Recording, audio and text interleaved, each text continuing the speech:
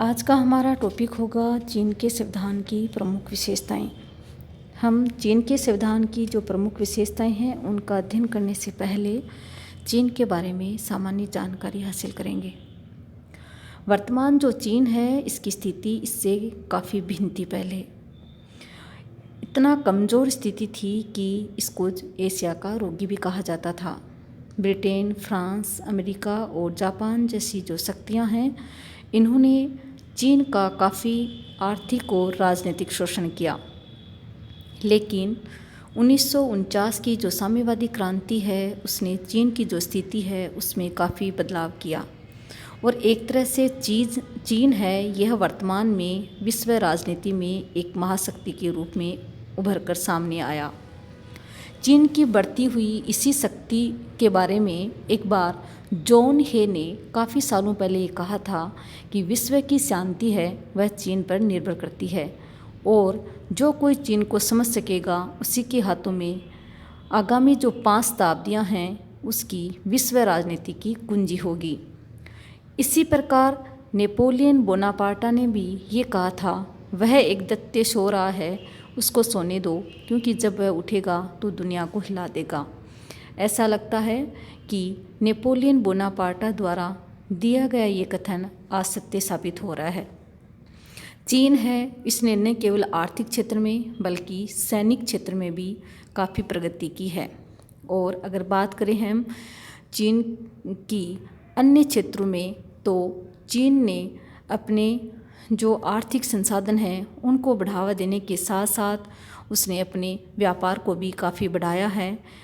लेकिन सबसे जो सोचने वाली बात है वह है चीन द्वारा अपनी विस्तारवादी नीति को पुनः बढ़ा दिया गया है। आज चीन है अपने पड़ोसी जो देश हैं उनको विभिन्न प्रकार के लालच दे करके और उनकी जो भी भूमि है उस पर कब्जा करना चाहता है। अगर हम देखें नेपाल, भूटान, पाकिस्तान जगह जगह चीन द्वारा सैनिक अड्डे बना लिए गए हैं। आज संपूर्ण जो विश्व है वह जिस महामारी से गुजर रहा है कोरोना से, चीन द्वारा इस महामारी को पूरे विश्व में फैला दिया गया। ये चीन का अपना एक अलग ही हथियार है जिसके माध्यम से वह संपूर्ण विश्व पर राज करना चाहता है। तो हम ये देखते हैं कि वर्तमान जो चीन है वह संपूर्ण विश्व पर अपना आधिपत्य स्थापित करने के लिए विभिन्न प्रकार की साम दाम तन भेद सभी प्रकार के जो साधन हैं उनको प्रयोग में ले रहा है। अब हम बात करते हैं चीन के संविधान की प्रमुख विशेषताओं की। तो 1949 में जो साम्यवादी क्रांति हुई थी उसके पश्चात चीन का जो संविधान है उसकी जो प्रमुख विशेषताएं हैं उन्हीं पर आज लगभग संपूर्ण शासन जो प्रक्रिया है वह संचालित होती है। लेकिन 1982 में कुछ जो संशोधन किए गए उनको भी चीनी संविधान में शामिल किया गया और वर्तमान में अगर हम देखें तो इसमें 138 अनुच्छेद हैं और संविधान को मुख्य रूप से 5 भागों में बांटा गया है। संविधान की एक प्रस्तावना है और 4 उसके अध्याय हैं। सबसे पहले हम देखते हैं प्रस्तावना को। प्रस्तावना में ये लिखा गया है कि सभी राष्ट्र जातियों ने मिलकर चीन की संस्कृति को वैभवशाली बनाया है और क्रांति की गौरवपूर्ण विरासत को कायम रखा है। प्रस्तावना में क्रांति के जो अग्रदूत हैं डॉक्टर सन यात सेन उनका भी उल्लेख किया गया है और 1911 में उनके नेतृत्व में जो राजशाही का तख्ता पलटकर गणतंत्र की जो स्थापना की गई थी उसका भी उल्लेख है। किंतु उसके बाद भी साम्राज्यवाद एवं सामंतवाद का अंत नहीं हुआ। साम्यवादी पार्टी ने माओ त्से तुंग के नेतृत्व में संघर्ष करके 1949 में काफ़ी विजय हासिल की। प्रस्तावना में ये भी कहा गया है कि जो चीन की जनता है वह जनवादी अधिनायक तत्व में विश्वास करती है। हम ये देखते हैं कि एक तरह से प्रस्तावना में 2 बातें निकल कर के सामने आती हैं। एक तो आती है जनवादी अधिनायक तत्व में चीनी जनता का विश्वास और दूसरी है समाजवादी मार्ग। संविधान का जो प्रथम अध्याय है उसमें कुछ सिद्धांत हैं उनका उल्लेख किया गया है। सबसे पहले लोकतांत्रिक केंद्रवाद के बारे में बताया गया है और ये सिद्धांत कि सभी प्रशासनिक एवं न्यायिक अंग जनवादी कांग्रेस के प्रति उत्तरदायी रहेंगे। ये प्रथम अध्याय में लिखा गया है। अर्थव्यवस्था, प्रशासन और सेना का गठन समाजवादी मान्यताओं के आधार पर किया जाएगा। अगर हम बात करें दूसरे अध्याय की, तो उसमें नागरिकों के मौलिक अधिकार और कर्तव्यों के बारे में लिखा गया है, लेकिन अधिकारों में जो हड़ताल का जो अधिकार है उसको हटा दिया गया है। तीसरा जो अध्याय है, राज्य संरचना का विस्तार से वर्णन करना। इसमें ये जो जनवादी कांग्रेस, राष्ट्रपति, राज्य परिषद, केंद्रीय सैनिक आयोग, स्थानीय जन कांग्रेस, जन न्यायालय आदि का वर्णन किया गया है विस्तार से। चौथा और जो अंतिम अध्याय है उसमें राष्ट्रध्वज, राजचिन्ह, राजधानी के बारे में लिखा गया है। चीन की जो राजधानी पेकिंग का नाम बीजिंग है।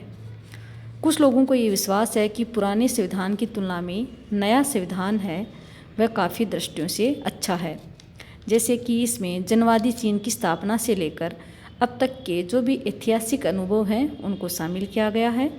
इन अनुभवों को एक तरह से कानूनी रूप भी दे दिया गया है।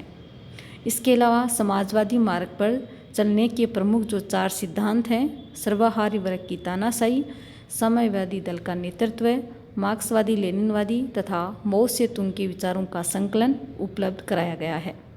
और एक तरह से ये गारंटी भी दी गई है कि चीन का समाजवादी विकास सही है और निश्चित मार्ग पर हो रहा है। ये संविधान समाजवादी समाज के निर्माण के साथ साथ समाजवादी सभ्यता के निर्माण पर भी जोर देता है। तो हम ये देखते हैं मुख्य रूप से एक प्रस्तावना और 4 अध्याय हैं। इसके अलावा चीन का जो संविधान है काफ़ी छोटा संविधान है और लिखित और निर्मित संविधान है। जो नया संविधान है वो लिखित और निर्मित है एक तरह से, और अन्वय संविधान भी है। संविधान को अन्वय इसलिए कहा गया है क्योंकि इसमें संशोधन उतनी सुगमता से नहीं होते जितनी सुगमता से कोई साधारण कानून है उसको मिटाया जा सकता है या ख़त्म किया जा सकता है। संविधान संशोधन का प्रस्ताव राष्ट्रीय जन कांग्रेस की जो स्थायी समिति है अथवा 115 से अधिक संसद सदस्यों द्वारा प्रस्तुत किया जाएगा तभी मान्य होगा, जबकि वह राष्ट्रीय जन कांग्रेस द्वारा 2/3 बहुमत से पारित कर दिया जाता हो। इस प्रकार चीन का जो संविधान है काफ़ी कठोर संविधान है। जनवादी लोकतांत्रिक तानाशाही है। सर्वहारा वर्ग की तानाशाही जो शब्द है उसका उल्लेख मिलता है एक तरह से, और 1982 का संविधान जनता के जनवादी अधिनायकत्व की घोषणा करता है। और एक तरह से लिखा गया है कि जनवादी चीन जनवादी लोकतांत्रिक तानाशाही वाला राज्य है जिसका नेतृत्व श्रमिक वर्ग के हाथों में है और जहां श्रमिकों तथा किसानों के बीच अटूट मैत्री संबंध विद्यमान है। तो हम ये देखते हैं कि जनवादी लोकतांत्रिक तानाशाही से अभिप्राय एक तरह से नागरिकों को राजकीय मामलों में हाथ बटाने का पूरा अधिकार होगा। उनको हर स्तर पर जनसभाओं यानी विधानमंडलों का गठन किया गया है और उनमें ज़्यादातर किसान, मजदूर और साधारण जो वर्ग हैं, तीनों वर्ग हैं। इसमें देश की आर्थिक सांस्कृतिक जो गतिविधियां हैं उसमें जनता भागीदार है और जनता है वह भाग लेती है और उनके प्रति कर्तव्यवत भी है। अगली जो विशेषता है वह है जनवादी गणतंत्र। नए संविधान के अनुसार चीन के जनवादी गणतंत्र में संपूर्ण सत्ता जनता में निहित है। जनता इस शक्ति का प्रयोग राष्ट्रीय जनवादी कांग्रेस तथा स्थानीय जन कांग्रेसों के माध्यम से करेगी। चीन में सभी स्तरों पर जन कांग्रेस है। राज्य प्रशासन का संचालन जनता वहाँ स्वयं करती है। लोकतांत्रिक केंद्रवाद, जैसा कि हमने चीन की जो प्रस्तावना और चीन के जो विभिन्न अध्याय हैं उनमें पढ़ा है। पूर्व सोवियत संघ की भांति चीन का जो नवीन संविधान है उसमें लोकतंत्र और केंद्रवाद के बारे में लिखा गया है। संविधान के अनुच्छेद 3 के अनुसार चीन के सभी शासकीय अंग लोकतांत्रिक केंद्रवाद सिद्धांत है उसको प्रयोग में लाएंगे। केंद्र और प्रादेशिक सरकारों के बीच शक्ति का विवरण का ये सिद्धांत है। एक तरह से स्थानीय अधिकारी उत्साहपूर्वक अपने अपने क्षेत्र में कार्य करते रहेंगे पर वे केंद्रीय सत्ता के नेतृत्व या नियंत्रण में रहेंगे। लोकतांत्रिक केंद्रवाद का मतलब यही है कि एक तरह से शक्तियों का विभाजन तो किया गया है लेकिन स्थानीय जो सरकारें हैं वो अपनी शक्तियों का प्रयोग है वो केंद्रीय सत्ता के नेतृत्व और नियंत्रण में रख करके ही करेंगी। तो हम ये देखते हैं ये चीनी जो संविधान है वो मुख्य रूप से छोटा संविधान है और लिखित और निर्मित संविधान है, काफ़ी कठोर संविधान है, आसानी से उसमें संशोधन नहीं हो सकता और जनवादी लोकतांत्रिक तानाशाही की बात भी संविधान में की गई है और इसके अलावा लोकतांत्रिक केंद्रवाद पर आधारित है। इसके अलावा वहाँ एकात्मक शासन प्रणाली तथा प्रादेशिक इकाइयाँ भी हैं। चीन में शुरू से ही एकात्मक शासन प्रणाली रही है और जो नया संविधान है उसमें भी एकात्मक जो शासन प्रणाली है उसको काफ़ी मजबूती से लागू किया गया है। यद्यपि शासन एक ही स्थान से संचालित होता है, शक्तियाँ एक ही इकाई में निहित हैं, जैसा कि एकात्मक संविधानों में होता है। केंद्रीय सरकार जब चाहे जो घटक हैं उनको समाप्त कर सकते हैं, जब चाहे उनके अधिकारों में चेंज भी कर सकती हैं। जो इकाइयाँ हैं उनमें शासन की विभिन्न इकाइयाँ जैसे प्रांत हैं, स्वायत्त प्रदेश हैं, प्रत्येक प्रांत अथवा स्वायत्त प्रदेशों को प्रीफेक्टों तथा स्वायत्त प्रीफेक्टों में बांटा गया है। नागरिकों के मूलभूत अधिकार और कर्तव्यों का भी उल्लेख किया गया है। अध्याय 2 में अनुच्छेद 33 से 56 तक नागरिकों के मूल अधिकार और कर्तव्यों के बारे में बताया गया है और मुख्य रूप से जो अधिकार हैं उनको 4 भागों में बांटा गया है: आर्थिक, राजनीतिक, सामाजिक, सांस्कृतिक और व्यक्तिगत स्वतंत्रताएं। इसके अलावा समाजवादी अर्थव्यवस्था की बात भी की गई है। नया जो संविधान है उसकी जो अर्थव्यवस्था है वो समाजवाद पर आधारित होगी। चीन में 2 प्रकार के उत्पादन के साधनों का प्रबंध किया गया है: संपूर्ण जनता द्वारा समाजवादी स्वामित्व तथा श्रमजीवी जनता द्वारा समाजवादी सामूहिक स्वामित्व। राज्य कृषि के अतिरिक्त अन्य क्षेत्रों में मजदूरों और जो व्यवसायी हैं उनको कानून की परिधि के अंतर्गत उद्यम की आज़ादी देते हैं, किंतु व्यक्ति के द्वारा दूसरे व्यक्ति का शोषण है वह वर्जित है। संविधान के अनुसार अर्थव्यवस्था का समाजवादी राजकीय क्षेत्र सबसे अधिक महत्वपूर्ण और विस्तृत है। तो हम ये देखते हैं समाजवादी अर्थव्यवस्था की बात चीन के संविधान में की गई है, जिसमें उत्पादन के जो साधन हैं उस पर 2 प्रकार बताए गए हैं: संपूर्ण जनता का स्वामित्व और श्रमजीवी जनता द्वारा समाजवादी सामूहिक स्वामित्व। एकल दलीय प्रणाली चीन के संविधान की प्रमुख विशेषता है और एक तरह से प्रस्तावना में भी साम्यवादी दल के महत्व और भूमिका के बारे में लिखा गया है। संविधान में स्पष्ट रूप से ये उल्लेख किया गया है कि चीन की जो संपूर्ण जनता है उसके नेतृत्व की धुरी है साम्यवादी दल। संविधान की प्रस्तावना में भी लिखा गया है कि 30 वर्षों से सभी जातियों के लोगों ने साम्यवादी दल के नेतृत्व में अपनी विजय यात्रा जारी रखी है और बड़ी सफलताएं भी प्राप्त की हैं। तो एक तरह से हम कह सकते हैं कि चीन में एक दलीय प्रणाली है। साम्यवादी दल के अलावा और भी वहाँ पार्टियां हैं, लेकिन उनका जो नेतृत्व है वो एक तरह से नगण्य मात्र है। चीन में केंद्रीय सैनिक आयोग भी है। नए संविधान में केंद्रीय सैनिक जो आयोग है उसकी व्यवस्था की गई है। ये सर्वदा नई और अनुपम संस्था है। चीन के पहले के जो संविधान में इस प्रकार की कहीं कोई संस्था नहीं थी। सेना को निर्देश यह आयोग देता है। इस आयोग में सभापति, उपसभापति तथा सदस्य होते हैं। राष्ट्रपति पद की पुनः प्रतिष्ठा इसमें रखी गई है। नए संविधान में 1918 के संविधान में इन पदों को समाप्त कर दिया गया था। वर्तमान में वापस से इसको पद को जोड़ा गया है। इनका निर्वाचन जनवादी राष्ट्रीय कांग्रेस द्वारा किया जाएगा।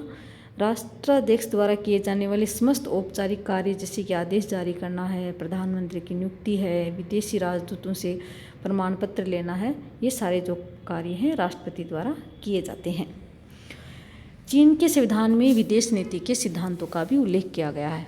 जो नया संविधान है चीन का उसमें विदेश नीति का वर्णन भी मिलता है। विदेश नीति के संबंध में ये कहा गया है कि चीन का भविष्य समस्त दुनिया से संबंधित है। चीन है वह अपने पंचशील के जो आदर्श हैं उनका पालन करेगा और दूसरे देशों की प्रादेशिक अखंडता का सम्मान करेगा, शांतिपूर्ण सहअस्तित्व में विश्वास रखेगा, साम्राज्यवाद उपनिवेशवाद का विरोध करता है और विकासशील देशों में राष्ट्रीय स्वतंत्रता के जो आंदोलन हैं उनका वह समर्थन करेगा। चीन एक स्वतंत्र विदेश नीति का पालन करते हुए विश्व के अन्य देशों के साथ भी राजनीतिक, आर्थिक और सांस्कृतिक संबंध है उनको बढ़ाएगा। चीन विश्व शांति और मानव प्रगति के लिए सदा प्रयत्न करेगा। न्यायपालिका की अगर हम बात करें तो जनवादी चीन में न्यायपालिका की स्वतंत्रता, सर्वोच्चता, निष्पक्षता जैसे सिद्धांतों को स्वीकार नहीं किया गया है। तो हम ये कह सकते हैं न्यायपालिका की स्थिति है वो सर्वोच्च स्थिति वहाँ नहीं है। वहाँ न्यायपालिका प्रशासन का सिर्फ एक अधीनस्थ अंग के रूप में है। वहाँ न्यायपालिका को संविधान की व्याख्या करने, संविधान विरोधी कानून को रद्द करने, सरकारी हस्तक्षेप के विरुद्ध नागरिकों के मूल अधिकारों की रक्षा करने का कोई अधिकार नहीं होता। सर्वोच्च जनवादी न्यायालय को राष्ट्रीय जनवादी कांग्रेस के प्रति उत्तरदायी बना दिया गया है।